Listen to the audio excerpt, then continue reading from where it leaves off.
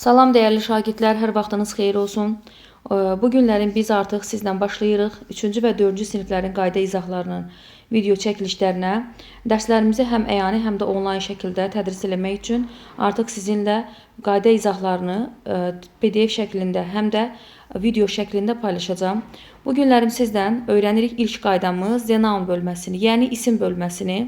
İlk öncə onu xatırladım ki, dərsin izahını sizə verir Nömrə 1 Tədris Akademiyasının rəhbəri və ingilis dil müəllimi Teacher Anna. Başlayaq qaydamızdan. Birinci qaydamız adlanır the noun, yəni isim bölməsi. İsim bölməsi Azərbaycan dilində də var, əsas nitq hissəsidir. Eyni qayda ilə də ingilis dilində onu öyrənirik. Quruluşuna görə isimlərin var 3 növü: sadə isimlər, düzəltmə isimlər və mürəkkəb isimlər. Əlbəttə ki, biz bu şəkildə öyrənmirik. İsimlərin ingilis dilində adı bizim üçün önəmlidir. Quruluşuna görə biz isimlərə, sadə isimlərə deyirik simple noun, düzəltmələrə deyirik derivative noun, mürəkkəblərə isə deyirik compound noun. Biz bu şəkildə öyrənməyə məcburuq. Çünki testlərin izahında yazılmır ki, sadə isimləri seçin. Yazılır ki, choose a correct simple noun. Düzgün sadə isimləri seçin. Və yaxud da derivative və yaxud da compound. Ona görə də biz adlarını mütləq şəkildə öyrənməliyik. Sizlərdən də xahişim quruluşuna görə isimlərin növlərinin adlarını ingilis dilində öyrənməyinizdir. Keçirik quruluşuna görə baxaq isimlər necə olurlar. Sadə isimlər yalnız bir kökdən ibarət olurlar. Məsələn, a car. Görürsünüzmü? Sözün yalnız bir kökü var. A ball. Top. Sözün yalnız bir kökü var. A book.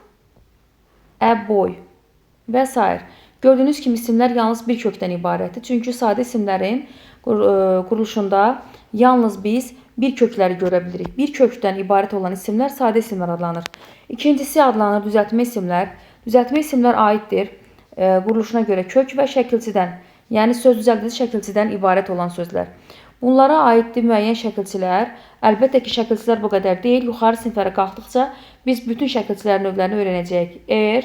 EA, ing, ship, hood. Bunlar adlanır bizim söz düzəldici şəkilçilərimiz. Sözlərin sonuna bu şəkilçiləri artırmaqla biz yeni sözlər düzəldirik. Yəni, düzəltmə isimlər düzəldirik. Məsələn, work sözün köküdür, işləmək feilidir. Ona şəkilçisi əlavə elədik, oldu worker.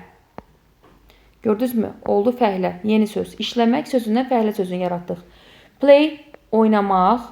Ona şəkilçisi artırırıq. Oldu player, oyuncu. Build, tikmək.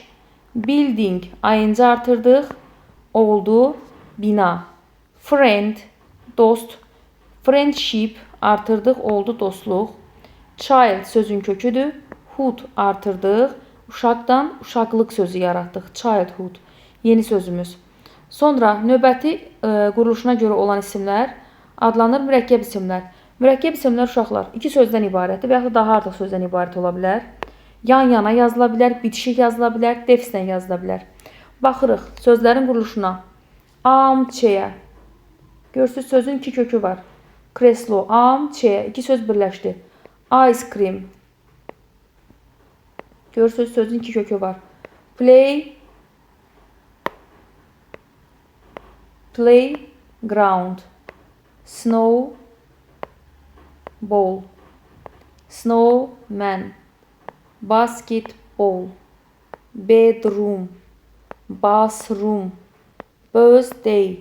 Hamısını oxumuram. Gördüyünüz kimi hər birində iki kök var. Onsuz ki, rənglərinə baxanda biz artıq seçirik ki, burada burada iki söz var.